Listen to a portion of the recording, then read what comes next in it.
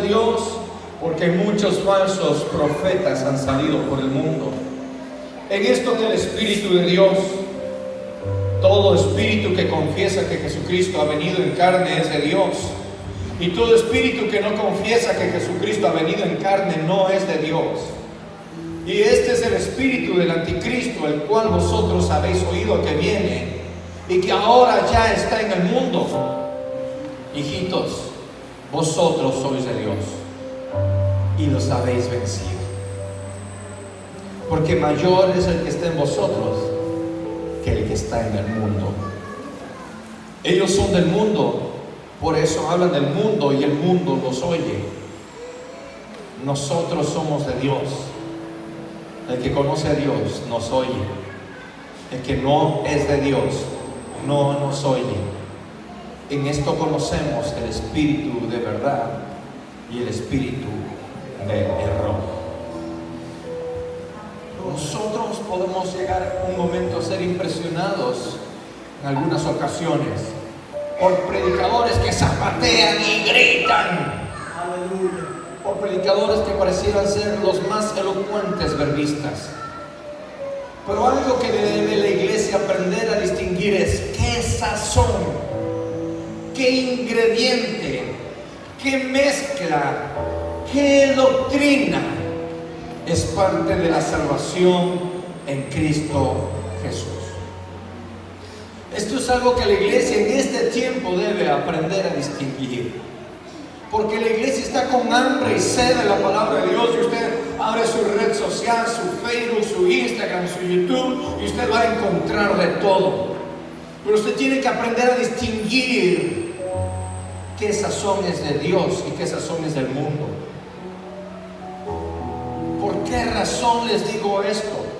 Porque en este tiempo, pastor, en este tiempo, iglesia, somos desafiados a ser renovados. La iglesia está siendo desafiada en este tiempo a promover una reforma, porque si no provoca la iglesia una reforma, Dios la provocará y la iglesia será golpeada por la reforma. Entendamos algo, y es que Dios se maneja por temporadas, y cada temporada Dios obra de una manera distinta, quiere ser algo distinto. La doctrina no cambia para nada, el meollo, la base de la doctrina de la fe no cambia, pero el método, la estrategia, la forma, Dios sí la lleva a cambiar. Y este tiempo, repito, este tiempo, la iglesia está siendo llamada, está siendo convocada a crear una reforma. Diga conmigo, reforma. Una reforma. Promover una reforma, porque si la iglesia no la promueve, si la iglesia no la impulsa, sabe que esta reforma viene de Dios, y lo que es de Dios va a ser porque va a ser. Y si la iglesia no camina conforme al propósito de Dios, la reforma de parte de Dios va a venir y golpear a la iglesia, y van a ser obligados por golpes a meterse en la reforma que Dios va a estar haciendo o provocando en esta generación.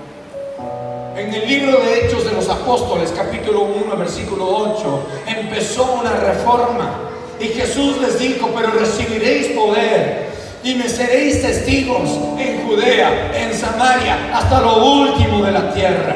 Los discípulos estuvieron en Jerusalén, fueron investidos del poder del Espíritu Santo de Dios, pero no fueron ni a Samaria ni a ningún otro lugar. Y Dios estaba llamando, Dios estaba abriendo una nueva temporada para la iglesia y diciéndoles: muévanse, muévanse. Es tiempo que ustedes, iglesia, se muevan, salgan, lleven el evangelio. Pero los discípulos se quedaron ahí. ¿Qué son? Ellos no provocaron la reforma, pero Dios la provocó. Mandó persecución. Dios mandó persecución a la iglesia. Ellos no querían salir por las buenas, Dios los hizo salir por las malas. ¿Me está comprendiendo? ¿Me está siguiendo? ¿Está entendiendo lo que Dios está hablando a la iglesia en este momento? Ellos no quisieron obedecer o escuchar la reforma, pero Dios la provocó, Dios la hizo. Ellos no salieron por las buenas, ellos no salieron en tiempos buenos, ellos salieron en tiempos de persecución.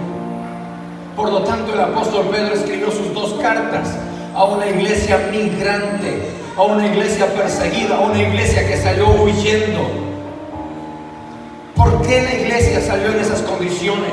Porque la iglesia no comprendió el cambio de la reforma que Dios quiso traer para esa generación. Y repito, en esta generación Dios está trayendo un cambio de reforma. Dios está cambiando el método para esta generación. Y si usted, iglesia, si usted es joven, si usted es adulto, si usted no comprende el cambio del mover del Espíritu Santo de Dios para esta generación, usted va a ser golpeado, porque la reforma viene desde el cielo. La reforma viene desde el cielo. La reforma los golpeó. Si la iglesia no comprende el mover de los tiempos o las temporadas que Dios ha dispuesto, la iglesia terminará como víctima y no como promotora. Qué bendición, qué distinto hubiese sido la historia del libro de los Hechos, cuando los discípulos fueron llenos del poder del Espíritu Santo y ellos salieron y hubiesen salido a Samaria y a los confines de la tierra. No hubiese existido persecución. No hubiese existido persecución. Pero los discípulos, los apóstoles, no comprendieron y fueron golpeados, terminaron como víctimas y no como promotores. Entendamos que la persecución no vino del diablo, vino por voluntad de Dios. La persecución para la iglesia primitiva no vino del diablo, vino por voluntad de Dios. Y usted va a tener tiempos de persecución y usted va a decir: diablo, te reprendo, y no va a suceder nada porque vino de Dios. Y usted va a estar clamando diciendo: Señor, sálvanos, ayúdanos, Señor, rescátanos, y no va a suceder nada porque no es del diablo, es de Dios. Y usted tiene que comprender que aún por medio del dolor Dios te va a llevar a nuevas dimensiones para que se cumpla el plan de Dios en tu vida. Hace más de 500 años antes de Cristo, antes de que termine el Antiguo Testamento, sucedió algo con el pueblo de Israel, y fue que ellos cayeron cautivos, fueron asediados y fueron vencidos. Nadie escapó del cautiverio, pero es en medio del cautiverio, allá en Babilonia, donde Dios orquestó una reforma para la reivindicación. Escriben los historiadores que es en el asedio de Babilonia, cuando estaban ahí esclavos en Babilonia, donde por medio de Daniel él reunió ancianos y comenzó a crear los papiros, los escritos del Antiguo Testamento. Hasta ese entonces la historia del Antiguo Testamento solo se transmitía verbalmente, del padre al hijo y etcétera. Pero es en la reforma, es en el tiempo de la persecución donde se escribió para que nosotros al día de hoy tuviésemos esta palabra. Es también ese tiempo del cautiverio donde Dios levanta al profeta Zacarías. Mira lo que dice Zacarías capítulo 1 versículo 3. Y el libro de Zacarías muchos lo pasamos por alto y poco lo usamos para mostrar el evangelio de Dios. Dice Zacarías 1:3: diles pues, así ha dicho Jehová de los ejércitos. Diles pues, así ha dicho Jehová de los ejércitos. Volveos a mí, dice Jehová de los ejércitos, y yo me volveré a vosotros, ha dicho Jehová de los ejércitos. Ese es el cautiverio, cuando el pueblo de Israel está cautivo, detenido en Babilonia. Cuando Dios habla al profeta y le dice: diles a mi pueblo, vuélvanse a mí, que yo me volveré a vosotros. Vuélvanse a mí, que yo me volveré a vosotros. ¿Por qué razón? Porque han pasado ya, les pongo en contexto, han pasado 70 años de esclavitud, 70 años de vergüenza, 70 años donde el pueblo de Israel ha tenido que enterrar a sus familiares en una tierra ajena. 70 años donde el pueblo de Israel está cayendo en una rutina, en una costumbre de esclavitud. 70 años de estar esclavos y el pueblo de Israel se estaba acostumbrando a la esclavitud.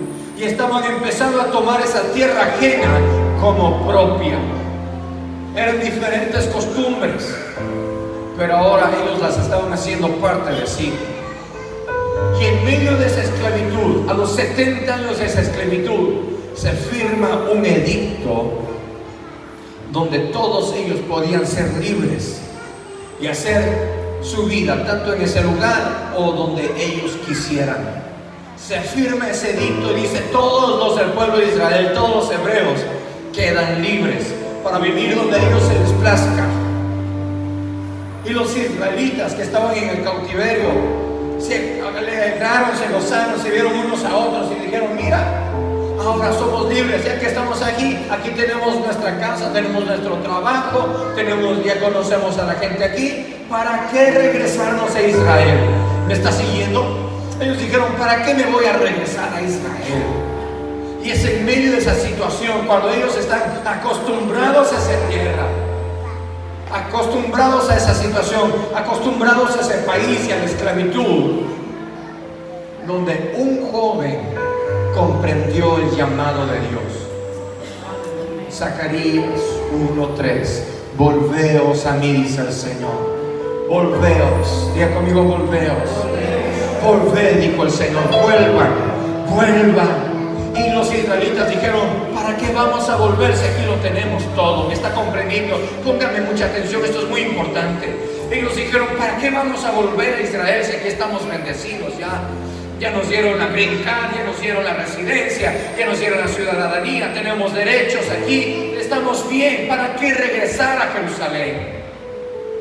Ellos no querían regresar a Jerusalén porque Jerusalén estaba desolada, Jerusalén estaba arruinada, Jerusalén era solo escombros, Jerusalén era el recuerdo de su derrota, Jerusalén era el recuerdo de su derrota, y ellos no quisieron volver. Solo un joven entendió la voz de Dios. Un joven entendió la voz de Dios. Y mire lo que Dios le habla a este joven llamado Zorobabel. Zacarías capítulo 2 versículos 4 al 5.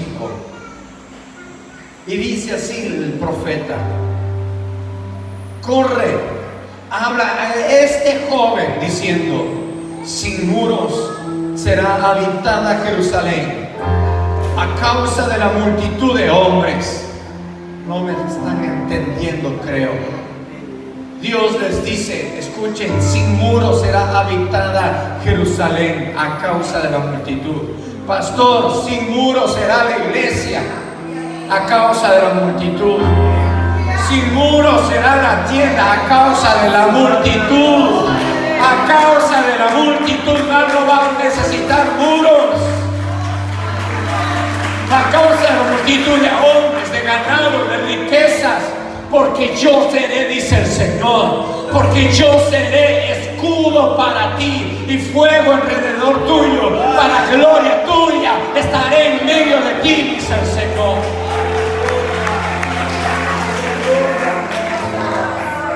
Con tremenda palabra, y ellos no entendían. Ellos no entendían. El último gran siervo del Antiguo Testamento se llama Zorobabel. Casi nadie ha predicado de Zorobabel. El último gran siervo, cuando toda la nación se acostumbró a la esclavitud, cuando toda una nación se olvidó de su propia tierra y de su propia casa, un solo joven entendió y escuchó la voz de Dios y dijo: yo voy para Jerusalén, ¿quién viene conmigo? Y todo el mundo se le rió y dijeron: estás loco, ándate tú nomás, yo no entiendo, yo no quiero. Este joven entendió esa reforma, este joven entendió ese cambio que Dios quería traer para esa nación, y este joven fue a la casa de sus amigos, de sus vecinos, y les decía: vamos para Jerusalén, vamos para Jerusalén, vamos para Jerusalén. Y todo el mundo le decía: no, ándate tú solito, yo no quiero regresar. ¿Para qué vamos a regresar?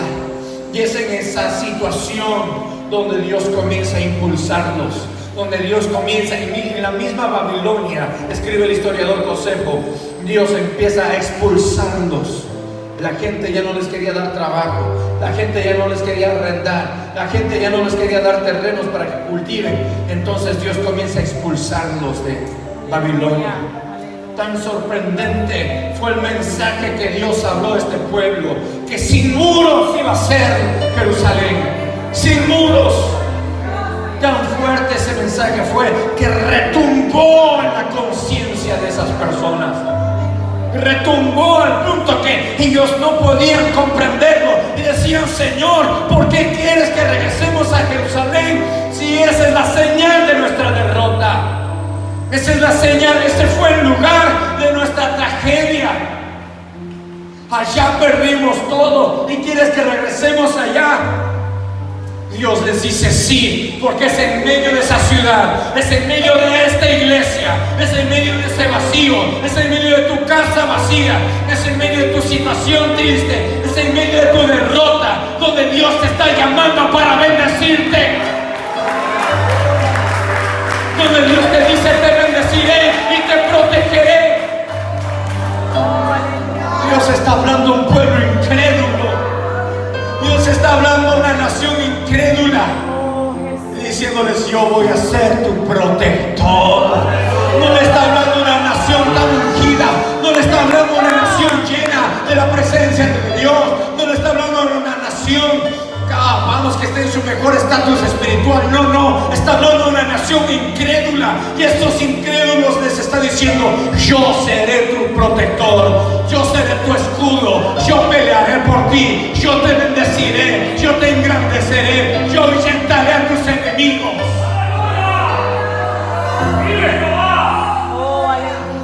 Pero ellos le reclamaban a Dios y le decían: pero allá tú nos entregaste a nuestros enemigos, ¿por qué permitiste que viniera esta derrota? ¿Por qué nos abandonaste cuando más te necesitábamos? Señor, ¿por qué cuando te orábamos y te clamábamos y te pedíamos auxilio, tú nos diste la espalda y no nos escuchaste? Ahora que estamos esclavos en este lugar, nos quieres llevar de nuevo allá. ¿Por qué vamos a creerte, Dios? ¿Por qué hemos de ir a ese lugar abandonado? La respuesta es porque no entendiste la reforma. Pastores, si no entienden la reforma, si no entienden la época que estamos viviendo, van a ser golpeados. Ya no puedes pararte al púlpito y hablar, o simplemente hablar. Ahora estamos en una generación de gente culta, educada. Tienes que aprender a hablar. Aleluya. Tienes que aprender a predicar con inteligencia. No puedes lanzar estadísticas y números inventándote, porque ahora los jóvenes sacan el celular, van al internet e investigan y dicen: mire, ese pastor es un mentiroso. Amén. Ya no puedes pararte en la esquina de un parque y decir: hijos del diablo, arrepiéntanse. No, tienes que usar esto, porque en este tiempo el evangelio que la gente lee es tu testimonio. Aleluya. En este tiempo lo que más predican es tu testimonio, no que tú les abras la Biblia. Abre tu vida para que la gente a través de tu vida conozca a Jesús.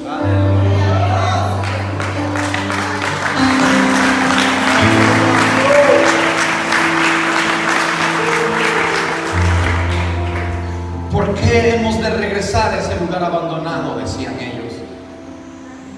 ¿Saben qué? Es bastante difícil creer en lo que Dios quiere hacer en nuestras vidas después que nos han derrotado en esa misma situación. Hola. Como pastores es difícil creer en el llamado de Dios cuando tu congregación, en lugar de crecer, va decreciendo y va para atrás. Es difícil creer lo que Dios ha prometido cuando en lo que Dios te ha prometido intentaste hacer y se te cerraron las puertas en la cara. Es difícil creerle a Dios que Dios te llamó a las naciones cuando te presentas a una embajada y reiteradas veces te dicen no. Es difícil creerle a Dios cuando el Señor te ha dicho que vas a imponer manos sobre enfermos y van a sanar. Y tienen miedo de llamarte porque cada vez que oras por alguien se muere. Híjole, dirían los mexicanos, órale tú porque yo ya no quiero orar. Es difícil creerle a Dios. Pero es a ese mismo lugar, escucha bien, es a ese mismo lugar donde Dios te va a mover y te va a llevar y te va a asombrar y te va a sorprender, porque verás la gloria de Dios. Aleluya. Verás el respaldo del Señor y verás y te gozarás, porque reconocerás después que Dios es fiel, que Dios es fiel, que Dios es fiel, y cada vez que Él te ha dicho algo, Él lo cumple. A mí me ha pasado eso, que es difícil creerle a Dios en circunstancias donde se me han cerrado las puertas. Es difícil creerle a Dios que Él quiere hacer algo en mi vida, en lugares donde he sido derrotado, donde los problemas me han sobrepasado, después que he luchado con todas mis fuerzas y he sido derrotado. Cuando las lágrimas se me han convertido en mi cobija y mi pan de noche y de día, y el dolor mi alimento, es difícil creerle a Dios. ¿Les ha pasado eso? A mí sí. Que Dios les dé palabra, pero han sido tan golpeados que ya no lo creen.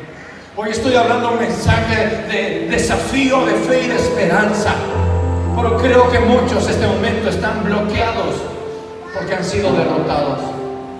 Tranquilo, yo no te juzgo. He estado en tu lugar. Momentos en los que vengo a la iglesia y por más predicador que sea, no me llega ninguna palabra, no recibo nada y salgo como si estuviera totalmente vacío. Yo te entiendo, hermano, hermana, yo te entiendo. Yo he estado en esa situación de derrota, de desánimo, pero quiero decirte que el Señor te está llamando y te va a sorprender. Te va a sorprender. Me presenté a una embajada y nos negaron la visa a mi esposa y a mí. Y cuando salíamos, apunté a la embajada y dije, no me vuelvo a presentar, porque creo que el Señor va a mover la misma embajada para que ellos me llamen a mí y yo solamente me presente. Yo no voy a insistir ni a buscar más, ellos me van a llamar. Aleluya. Ellos van a hacer todo para pedirme que yo viaje a su país. Yo no voy a mover un dedo. Mi esposa dijo, amén, Fernando. Me sequé las lágrimas y dije, así va a ser, Señor. Es difícil creerle a Dios cuando te han derrotado. Zacarías capítulo 3, dé la vuelta a la página en su Biblia. Zacarías capítulo 3, versículos 2 al 5. Y dijo Jehová a Satanás, Jehová te reprenda, oh Satanás, porque Jehová que ha escogido a Jerusalén te reprenda. ¿No es este un tizón arrebatado del incendio? Y Josué, conocido como Zorobabel, estaba vestido de vestiduras viles y estaba un ángel delante de él. Y habló al ángel y mandó a los que estaban delante de él, diciendo, quitadle las vestiduras viles, quitadle las vestiduras de derrota, quitadle las vestiduras de tragedia, quitadle las vestiduras de pérdida. Y a él le dijo, mira que he quitado de ti tu pecado y te he hecho vestir vestiduras de victoria, vestiduras de gala. Después dijo, ponga mitra limpia sobre su cabeza. ¿Qué nos quiere decir esta palabra, iglesia? Nos dice que en medio de tu derrota, en medio de tu tragedia, en medio de tu debilidad, cuando ya no tienes fe, cuando ya no tienes fuerzas, escucha bien, cuando ya no tienes fe, cuando ya no tienes esperanza alguna de que las cosas mejoren, Él se compromete, Dios se compromete en poner en cánticos de victoria en tu boca. Él te arrebatará justo a tiempo. Él te arrebatará justo a tiempo de la hoguera. Él te quitará tu vergüenza. Este Este es un tizón arrebatado del fuego, justo a tiempo. Justo a tiempo. Justo a tiempo.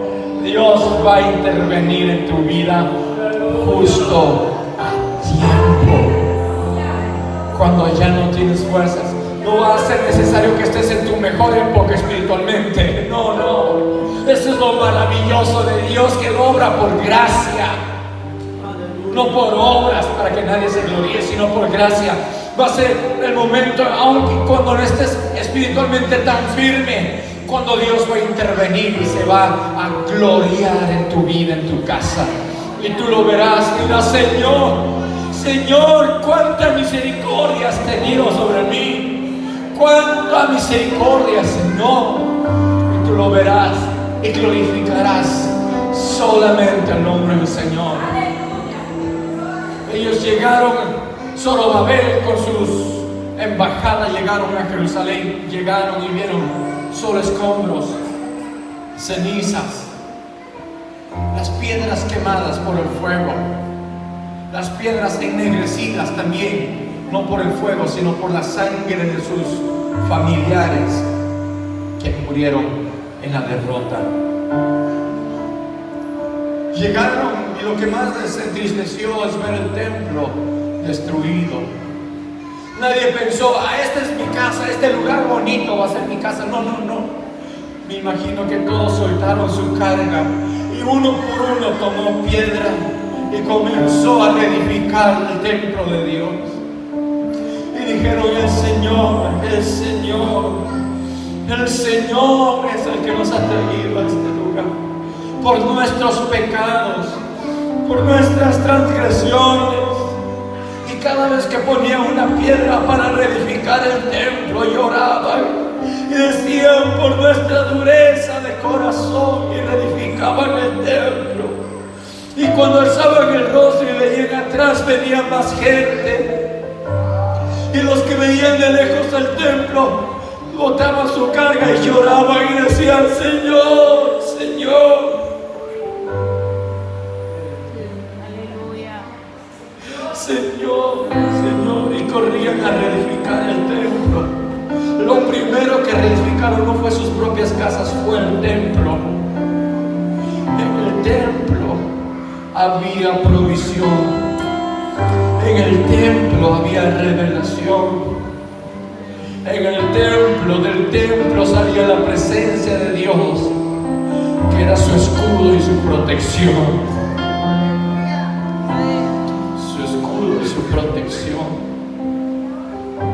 Pastor, tenía este mensaje guardado desde el 2016 para esta iglesia. En esta casa hay provisión y protección para tu vida. Cuando ya no tienes fe, cuando ya no tienes esperanza alguna de que las cosas mejoren,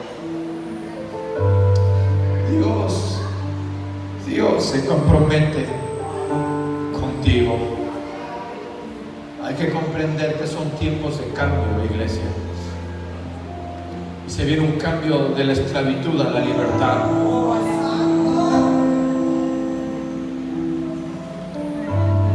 La mitad del mensaje queda para la próxima ocasión. Ya no puedo seguir predicando, el Espíritu Santo quiere orar. Póngase de pie, por favor.